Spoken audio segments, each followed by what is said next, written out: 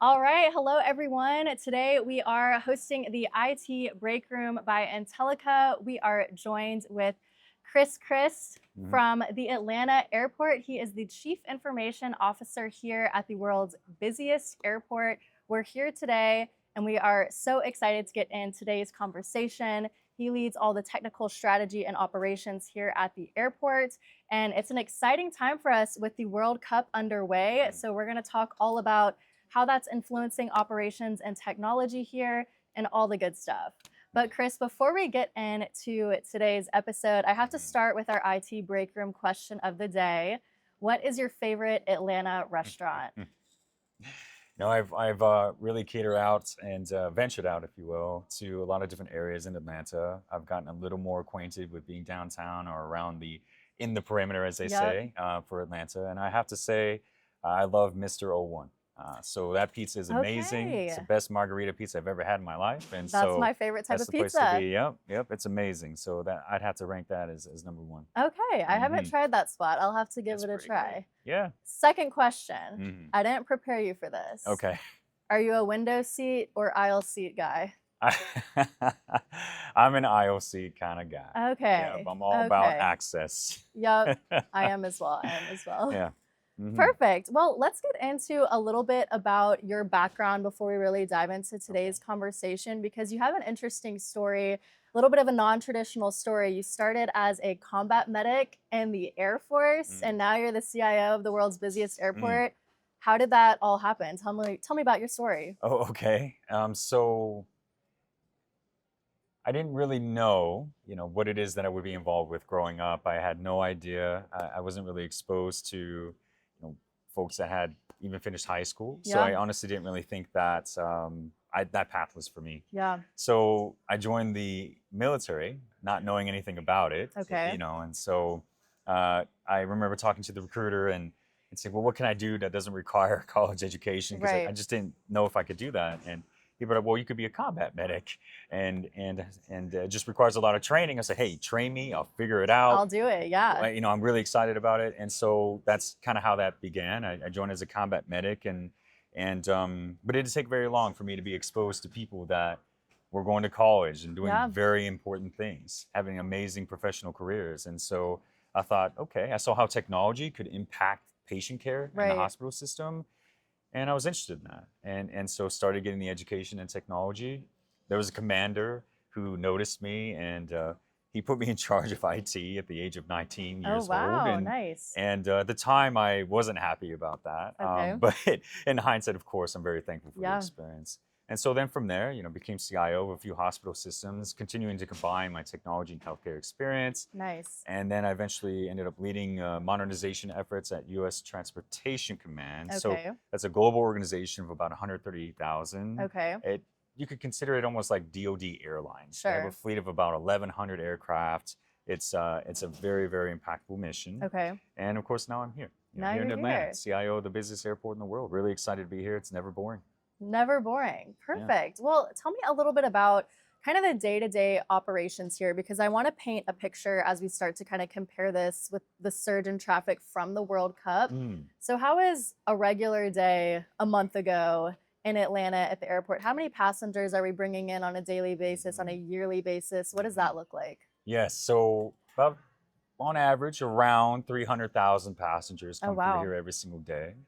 About 2,200 aircraft operations every single Wow. day. And so it is an immense operation. We also have tens of thousands of employees Yeah. that work here to make this happen. So that gives you an idea of the The magnitude of what it is. volume. Exactly, the volume of what we have going on. That is Hmm. crazy. So when we look at the World Cup, we Hmm. have tons of out-of-state visitors coming in, tons of Right. international visitors coming in. We're at the international terminal right now. Yeah. What does that look like as your team was kind of preparing for this influx of people? Was it just an extension of normal operations, or did it create new operational or even technological challenges as we're Hmm. expecting this crowd? Yeah, I really appreciate that. This gives an opportunity to highlight the amazing professionals that make something like this work. Yeah. So I want to say the answer is both. There's certainly, and I'm going to touch on those two things. I Sure. think of it from two different perspectives. And on the one end, we're ready for this, right? Yeah. The team works with those, again, 300,000 passengers every day. And you have operations professionals, you have the customer experience professionals, Yeah. you have maintenance, infrastructure, security professionals, obviously technology, Yep. fire, police, medical services. But then, of course, our partners. We partner with the Customs and Border Protection, Yep. TSA, and our airline partners. So we all are consistently ready Right. to be able to handle an influx of passengers. Sure. And so I got to give kudos to the teams making this work every day. On the other end of it, though, when Yep. we focus on the FIFA World Cup, there's no doubt that it's had an impact on how we think about this time frame. Sure. If there's anything that it's done, it's expedited the projects Yep. that we knew we already wanted to do, but now we have an event. Right. And so we've shortened the timeline to complete Gotta some lock of those. in and get it done. Yeah. Absolutely. And so one of the examples is we opened a brand new south parking deck. So our Okay. infrastructure and construction team, kudos to them for really moving that along. Almost 8,000 parking spaces Oh, wow. added to that. A huge investment, a huge allocation of resources to make it work. But Yeah. it opened at the beginning of June, just Nice. in time, for the FIFA World Cup. So very proud of that. We incorporated a $180 million distributed antenna system. So Oh, wow. this allows for cellular connectivity to be Okay. available for everyone who goes to this facility. That's So awesome. when people land, they're still connected to their families and friends and businesses That's awesome. from around the world. So state-of-the-art cellular Yep. connectivity. And the other thing would be resiliency. So I look forward to talking about it a bit if we get the chance, but almost everything you see in here is connected to our digital infrastructure in some way or another. And so we really expedited a lot of projects to create resiliency of Right. that infrastructure so Right. that things continue to stay up as often as possible in this 24/7 environment. And of course, there's AI. You can't go anywhere without talking Which about we're AI. gonna touch on that for sure. For sure. But we certainly leverage AI to support the passenger experience as well. Awesome. So that kind of brings me to my next question. You have all of this emerging technology, cutting edge, if you will, people want to say. How do you Oh, yeah. really evaluate that when you have to have a system or systems running 24/7? Is there a balance you find between reliability and then trying to implement the cutting edge technology, or what factors are you considering with that? Well, so I'm glad you brought that up as well. First, I'd like to be able to define what technology even means to us. Yeah. So for those who may not know, technology at an airport like this consists of, as I mentioned, all the cellular capability, but also all the Wi-Fi capability for our Yep. employees as well as our passengers.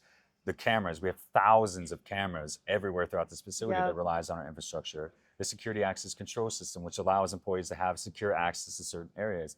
The parking revenue control system, the biometric recognition technology, the Yep. passenger wait time technology. Now, give There's- us a quick spiel on what the biometric Oh, imaging yes. is, because when I was researching, Mhm. it was a new word for me, but I've used it. What is it? Yeah, so simply put, it uses AI. So it's a form of artificial intelligence, a form of object recognition. Yep. And so we're using AI to recognize who you are. And we're able to easily do that through a significant amount of data points on human faces. Yep. And so we're leveraging that biometric recognition technology so that passengers can board planes. Board easily, yeah. Yeah, without having a ticket, passport, anything. You just simply recognized and allowed to board. I was just traveling the other week, and it took maybe 5 seconds Yeah, there to you go. scan my face, and I was in. Yes, and for someone like us, when we see hundreds of thousands every day, saving seconds per passenger is a big Adds deal. up. Yep. Before we get back to the episode, a brief message from Intellica. From the data center to the desktop, every IT refresh cycle creates a question: what happens to the equipment next? Intellica helps businesses securely manage IT asset disposition with certified data erasure, responsible recycling, full chain of custody, and opportunities to recover value from retired hardware. Whether you're refreshing laptops or decommissioning infrastructure, Intellica helps your business make the most of IT. Learn more at Intellica.com. What other technologies are new? Are you Yeah. evaluating? Mhm. What's at the airport that you want to share? Well, to touch on, what you were getting at a little bit ago about how do we evaluate these Right. technologies. So for us, we're not asking the question, what is the most innovative technology? Right. We're asking, can we rely on it? Is Sure. it dependable? Can we depend on it? Yep. Because this is a 24/7 organization, and we are responsible for the safety and security and experience of every single passenger. Right. So when we incorporate a new technology into operations, we raise the bar in terms Yep. of expectations. And so we're very careful about how we scale that technology, Sure. because once that technology goes down, now it's an operational concern. Right. And so the example of something we evaluated, and I'm excited to talk about because we have about 3 or 4 weeks worth of data on this now, Okay. is actually called what's an AI overlay. Okay. And so the cameras I was mentioning, we have thousands of them. Well, our security professionals are responsible for responding to incidents that happen in this organization Right. everywhere within Yep. the airport. And so they're looking at these cameras and looking for these issues. Well, now with this AI overlay, it's evaluating the images that these Okay. cameras are providing in real time, looking at Nice. what's going on. And so if there's an individual that has a red hat, blue jacket, tall male that happened to leave a bag somewhere and left it, well, our security professionals can now simply filter to those characteristics and Sure. within seconds narrow down where that individual may be. Nice. So That's amazing. it's dramatically reduced the amount of time that our security professionals can respond to something. Right. Mhm. And you said this is a newer technology that's been implemented relatively recently. Absolutely. So how long is your evaluation process? You're Yeah. testing it? Is it like, let's give a benchmark of 2 months, refine, or is it just in real time you're making Yeah. changes? Yeah. My opinion Okay. is that with mature IT departments, you don't typically provide a timeline. Right. Okay. It's if it's new, right? Okay. Because for us, I don't have another airport that I've been able to talk to you about this initiative. This Yeah. is something that there's no rule book, there's no guidebook, and so it's really so it's kind of like, hey, we're going to build a spaceship and we'll be done in 30 days. I Sure. don't think so. We've Sure. never done it before, so it's one of those things where instead, it's not that we say, it's going to be forever. We actually look towards milestones. Okay. So instead of thinking about 30 days or 60 days, is when can we achieve this milestone? And so for us, as I mentioned, as we're evaluating this product, we started with very specific areas. Okay. Right? We didn't do it across all of our thousands of Right. cameras. We started with very specific cameras in specific locations. We're learning it. Yep. We're having the security professionals tell us what the problems are, Sure. where there are opportunities for improvements, and we're going to continue to iterate on that until the point that they have about 90+% confidence in Sure. how it functions. And then we'll scale it from there. Sure. So as we're talking about scaling infrastructure, there's so much technology here, from the plane trains to Oh, yeah. boarding screens to just, it's the back end of everything. So with that being said, technology runs everything. You have a lot of different departments, you have a lot of different moving pieces. How do you really create a structure where everything is functioning cohesively, it's reliable? There's so many different moving pieces. How do you do that? This is the most complex environment I've ever been a part of. And I want to make sure that I want to try to paint a picture for Yep. anyone who may be hearing this, because not only do we have tens of thousands of parking spaces, right, which requires a substantial amount of infrastructure and technology. Yeah. We have, it's essentially a super mall. Yeah. I think I keep, around 300 to 400 concessions, retail, food, clothing. Yep. It is an immense operation from that standpoint. And then, of course, we have billions of dollars of capital investments on infrastructure, Sure. new parking decks, new administrative buildings. We're expanding Concourse D, so our infrastructure team, kudos to them for the work they're doing. The rental car center, the plane train, and all that, as you mentioned, it is Yeah. a very, very complex environment. Yeah. And we don't just, our focus is our passenger experience, but we also have an immense cargo operation as well. Right. So it's huge. Right. And it's my opinion that in order to navigate that complexity, it's super important to focus on the foundation. Yep. Get back to innovation's exciting, AI is exciting, but the foundation is absolutely critical Right. if you want to move forward with some of those innovations. So Sure. I go on what I call a listening tour. I listen to everyone, but I focus a lot of time on my team. Okay. And you get themes from that. So some of the themes I got were they felt stretched thin. Yep. They didn't know what the priorities were. The IT workflow was complicated, and so they felt they couldn't deliver projects in a very timely fashion. Yeah. And so that was the focus. So we focused on providing clarity, for the Right. team. So we structured a certain way to allow more clarity in terms of roles and responsibilities. We now have everything prioritized. So we Yep. literally have a number 1, 2, 3. So they have more clarity in what they should work on. Sure. Our IT workflow now incorporates the customer and every IT professional throughout the whole process. So I would say, how do you navigate that? It's through clarity. How can you Sure. provide clarity to your team Right. so that then technology can move forward? Now, is that kind of your leadership philosophy? I mean, you're a CIO of the Year Oh, finalist. You've won the Orby Awards before. mm. What's your leadership philosophy? Yeah, there are 6 main. I've been to a lot of different organizations, and every company is a different culture. Yeah. There are different challenges that they're experiencing, and so I've tried to find a way. Well, how do I stick to a core Right. of who I am or how I lead? And I would say there are 6 main things that I've landed on, Okay. and Let's hear 'em. one of those, number one, would be honesty. Okay. Being honest with yourself, being honest with others on what you know and what you don't know. Right. Number 2 is listening. I know I touched on it a little bit, but it's extremely important to listen with empathy if you can. Sure. Feel the pain that Yep. people are going through. Number 3 would be responding, being responsive. So, okay, you've heard people, you've listened to them, but how are you taking action Sure. based on what it is that they've stated? Number 4 is respect for everyone. It doesn't matter who they are, you respect everyone. Number 5 is disagreeing with respect. And Yeah. then number 6 is supporting one another, no matter what. You don't have to like each other, Yeah. but we need to support each other in this environment. Sure. So that's a framework that I feel like I follow and I try to Yeah. instill in my team. And the hope is that our culture mimics that. That's awesome. Well, you have a great team here. Mm. And you mentioned earlier just everything about connectivity. And I do want to touch on that because we were chatting earlier just about everything being connected at the airport. We have MARTA coming here. We have the different terminals all connected. We have the shuttles all running. How do you focus on connectivity? Is that a priority for Hartsfield-Jackson? I mean, it's certainly implemented here, but what's your opinion on that? Yeah, we could talk about connectivity from so many different perspectives. Of course, from an IT perspective, connectivity is extremely important, Yeah. whether it requires a physical wire or not. We want for people to feel connected to the world that they care about. Yeah. Somebody who's traveling to the United States, their very first experience into the United States could be Yeah. Atlanta. And so we want for their travel to seem seamless. Sure. And so when they land, we just want for them to be able to pick up their phone and call their parents, maybe, Right. call their siblings, call their children, and feel they're still connected. So Sure. from that perspective, absolutely critical to us.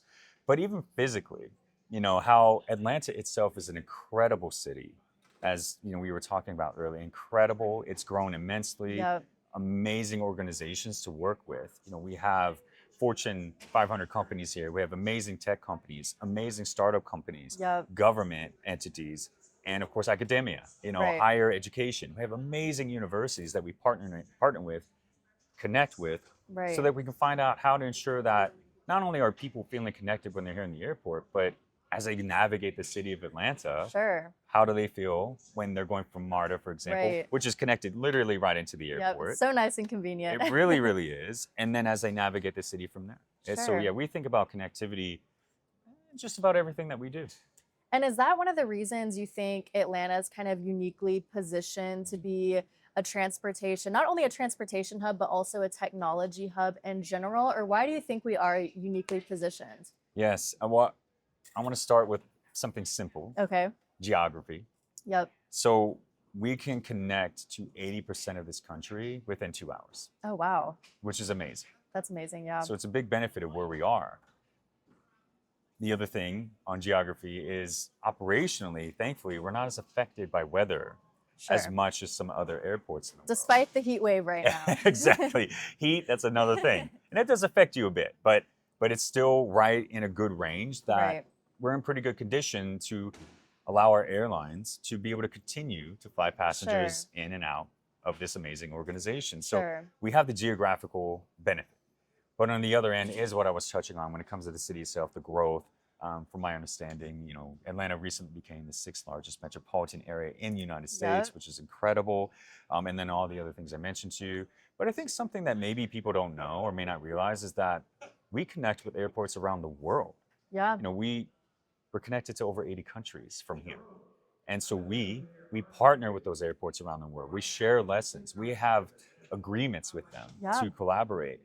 with the purpose of making sure that our common customer, the passenger, has a great experience. It Sure. doesn't end when they leave here.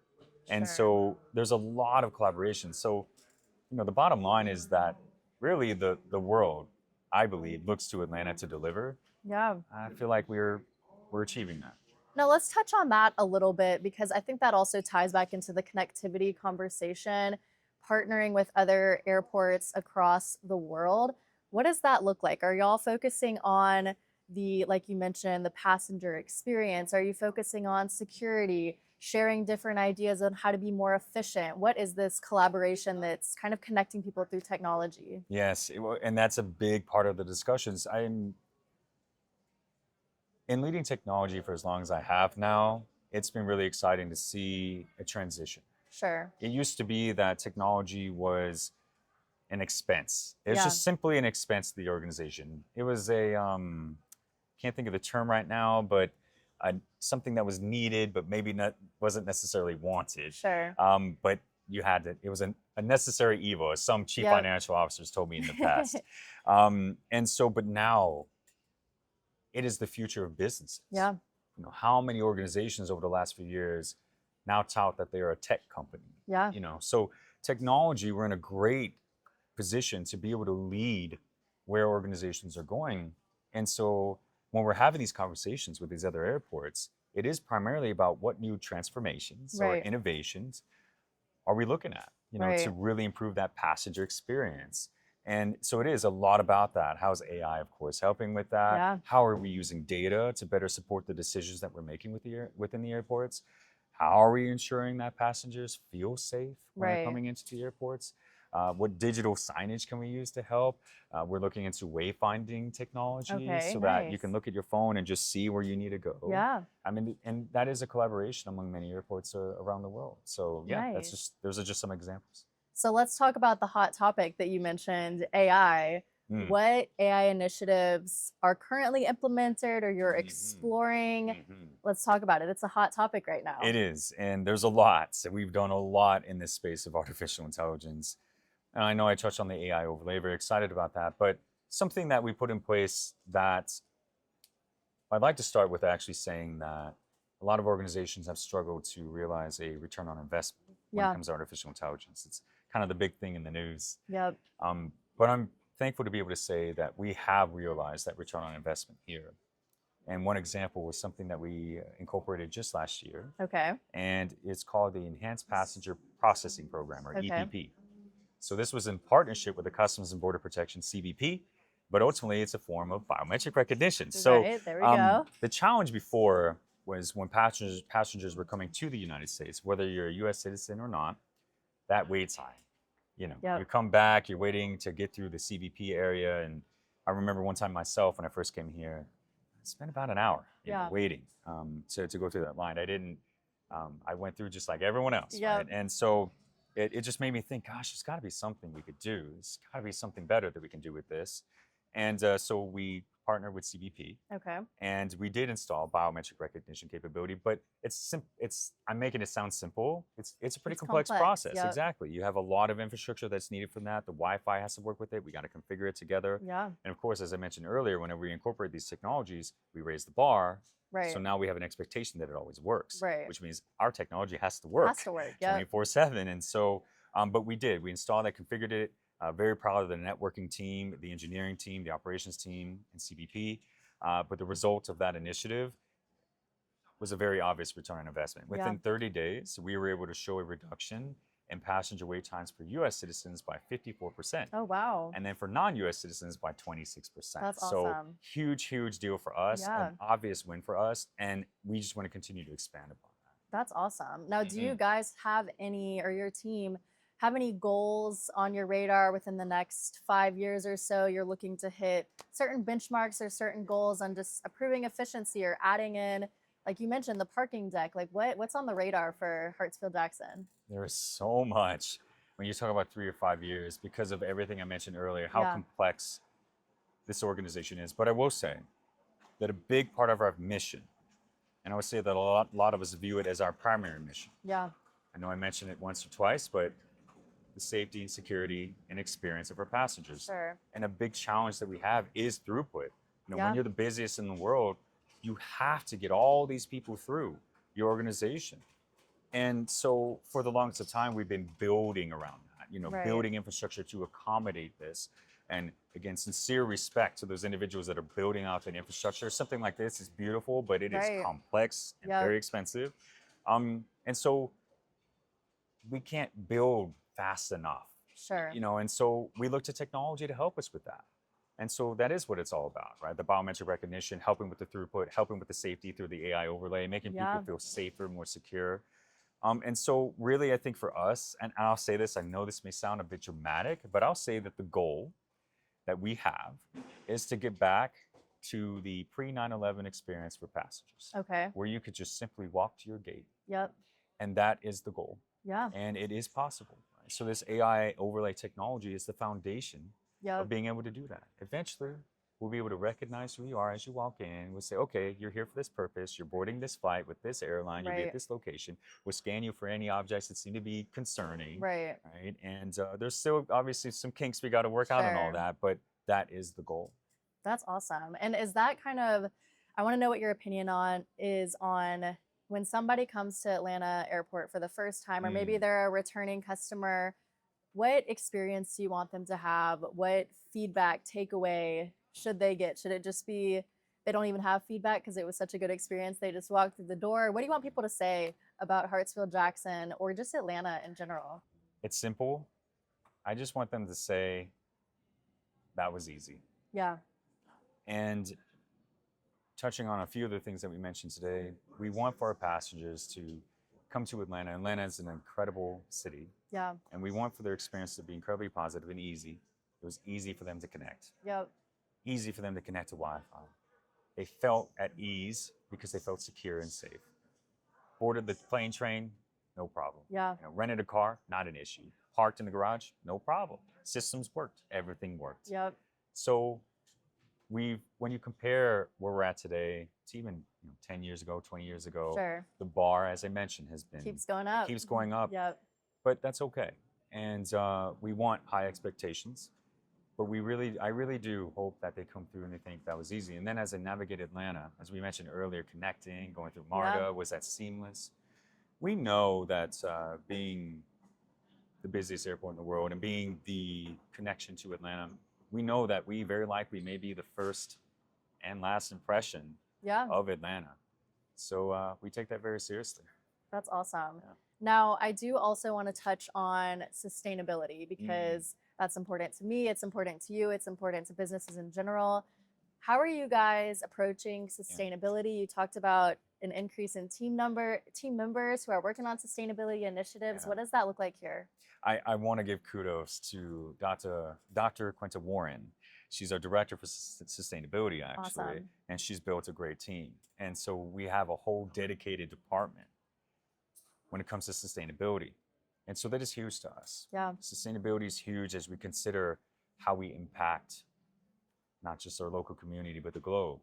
And this organization, it's the largest economic driver for the state of Georgia, almost $70 billion in economic impact. This is insane. It Yeah. is insane. But of course, our operations, our daily operations, as you see out here, Yeah. we use resources, we use fuel. And so we have put a pretty big dent into looking at alternative sources Yeah. of energy and fuel.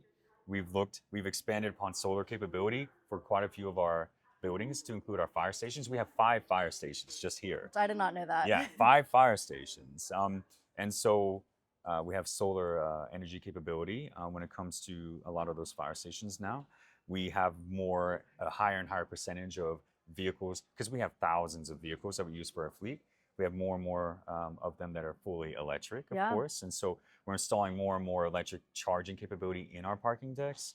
And we continue to partner, of course, with our airlines. And what can we do to continue to work together? Our fuel farms, we have fuel farms here. And so we're always considering efficiency of how we use resources, Yep. but also just how we use energy in general. So Sure. it's a huge, huge deal for us. All right, Chris. So another question for you, since you have all this leadership experience under your belt, what advice would you give to other technology, IT leaders in this space who are working in complex environments, or maybe they just need an environment that's running 24/7?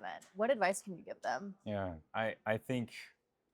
I feel that it's very important to focus on trying your best to understand the business that you're trying to impact. Sure. So that means talking to your executive peers, trying to get your team more involved with those businesses, and really understanding the challenges that they're experiencing, really empathizing with what it is that they're going through. Right. Of course, at this organization, you know, what is operations going through? What does their day-to-day look like? What does physical security look like here? Those security professionals that are under stress to try to make sure everyone's safe. Right. What is the maintenance team dealing with? What is the infrastructure dealing with? It goes on. It's great. Or the marketing team even. Yeah. You know, what do Shout they out to the need? marketing team. Absolutely. And how do we help them to get the message out? Right. And so technology can impact literally every single business unit, but I think it's super important to understand that business. And I'll give you a specific example, Okay. hot off the press, but we recently, so one of my team members, I'll give him immense kudos. He's our chief technology officer, Okay. Wesley Almeida, and oversees engineering. And him and his team were out communicating with our FAA partner. Sure. And they were in the FAA tower, and they were just seeing how they operate, Okay. observing and watching how they function, how they work. And there was a vendor that was coming in, providing a solution to their challenge. And he ultimately, what it came down to was the crash phone. So Okay. our FAA professionals, they have a very tough job. Our Yeah. traffic controllers, air traffic controllers, Yeah. very, very, Lots of pressure. a lot of pressure, Yeah. a lot of pressure. And so whenever it comes to an emergency, they're picking up this phone and they're having to hit this button, then this button. Then they're having to remember that they held down a button Yeah. to speak. That message gets out to our 5 fire departments, our emergency operations center, which is again a very important function here. But that's a lot. Yeah. You know, especially when you're under cognitive load. Right. It's a lot to have to remember all those things. And, Sure. you know, sometimes there are mistakes that are made, Yeah. just human error. Human nature. Yeah. Absolutely. And so we came up with a solution Okay. to that challenge. And I'm very proud of the team for putting something like that together. Now, I'm not going to talk about it in detail because Sure. we're putting a patent on this product, but Oh, there you go. we do believe that it's going to benefit airports across the United States. So we're That'd very be excited about it. awesome. But that's the result Yeah. of really just listening to the businesses, seeing what they go through, feeling the pain that they go through, and then trying to work on a solution with them, Yeah. not to them, but Right. with them. Now, would you consider Atlanta Airport kind of like a pilot program for a lot of other airports that may want to collaborate and learn ideas from Atlanta? There are some amazing airports out there. Yeah. They're doing amazing things. You know, I have to give kudos to quite a few of those different airports. The airport industry, we're very close, and so there are some amazing CIOs of some great airports out there that I can't deny that they're doing incredible things. Sure. But we've made a lot of progress in recent years, and we are the busiest and most efficient. Our goal is to also add the most innovative to that as well. Sure. And I think that we put a bit of a dent on that. Yeah. And as we are changing our mindset to how do we develop products Right. that all airports around the world could use, because if it works here, it should be able to work anywhere. Yeah. And so yes, we become a little more product centered, and I'm really excited to see where that goes. That'll be awesome. Mhm. Now, just your opinion, do you think Atlanta is going to remain the world's busiest airport for years ahead, or is there any competition on the market? You know, there's always competition, but we're always going to rise to that occasion, Yep. right? Set the bar high. Exactly, and we're going to continue to set that bar high. And I feel, you know, a big part of that is ensuring that the experience here is better than anywhere else. That's the goal. Yeah. There is competition, Yeah. you know, but I would say that my executive team would feel like, but maybe there's not competition. Yeah. Right? So I remember the first CEO I was under, we were at a conference, and he mentioned to the group, you know, we're the busiest in the galaxy. Yeah. And he dramatized it, and his thought was, we'll always be. And but that is our goal, is to continue to see more passengers than anyone else, and really have a bigger impact on more lives in a positive way Right. than any other airport in the world. That's the goal. That is awesome. Well, Chris, thank you so much for coming on the IT Break Room today to just talk about how tech is connecting everybody, the influence Atlanta, Hartsfield-Jackson has on everybody. We really appreciate it. Any final closing words? Well, thank you. This has been great. I really appreciate the opportunity to highlight the team. And if there's any closing remarks, it really is about the tens of thousands of souls that make this work every single day. They're incredible at what they do.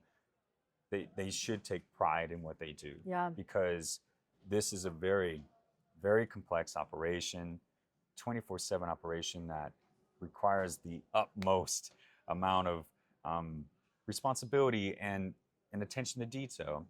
And so I really want to ensure that our professionals across all departments, all of our partners are recognized for that because without them, this wouldn't work. Yeah. So my big kudos to them. Y'all have done a great job. Yeah, Thank you thank so you. much for joining us today. Of course, appreciate it.